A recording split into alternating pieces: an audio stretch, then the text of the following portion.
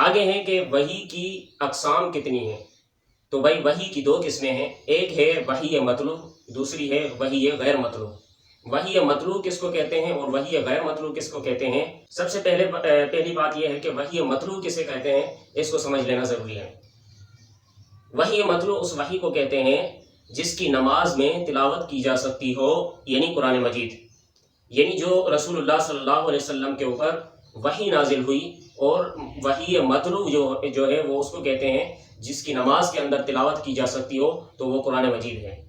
دوسرے نمبر پر وحی غیر مطلوع، وہ کون سی ہے کہ جس کی نماز کے اندر تلاوت نہ کی جا سکتی ہو، وہ کون سی وحی ہے؟ وہ ہے احادیث، رسول اللہ صلی اللہ علیہ وسلم کی جو حدیثیں ہیں وہ وحی غیر مطلوع ہیں۔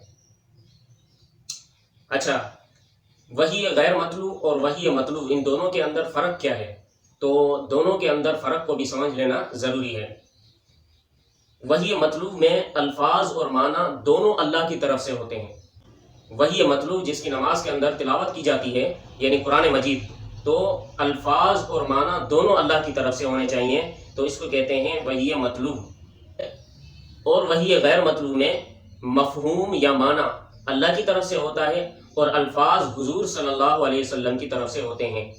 یعنی وحی مطلوع جس کی نماز میں تلاوت کی جائے قرآن مجید، اس کو کہتے ہیں کہ جس کے معنی اور مفہوم اور الفاظ یہ سب اللہ کی طرف سے ہوں۔ اور وحی غیر مطلوع کس کو کہتے ہیں کہ معنی اور مفہوم جو ہیں وہ اللہ کی طرف سے ہوں، الفاظ رسول اللہ صلی اللہ علیہ وسلم کی طرف سے ہوں۔